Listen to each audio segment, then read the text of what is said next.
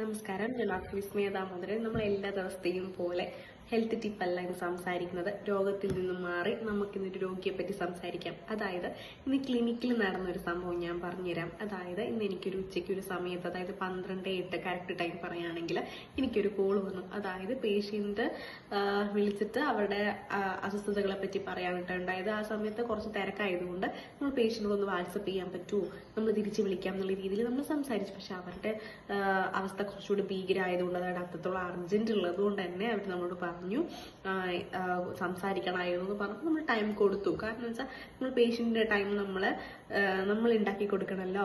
അപ്പൊ നമ്മൾ ഉണ്ടാക്കി കൊടുത്ത് സംസാരിച്ചപ്പോൾ അതിൽ കുറച്ചൊരു അസ്വസ്ഥത തോന്നി. അപ്പൊ നമ്മൾ പറഞ്ഞു തിരിച്ച് വിളിക്കാം, കുറച്ചൊരു സെക്കൻഡിന് ശേഷം തന്നെ തിരിച്ച് വിളിക്കാന്ന് പറഞ്ഞ് നമ്മൾ ഫോൺ കട്ട് ചെയ്തു. പക്ഷെ അവർ കേട്ടിട്ടുണ്ടോ എന്ന് നമുക്ക് അറിയില്ല കേട്ടോ.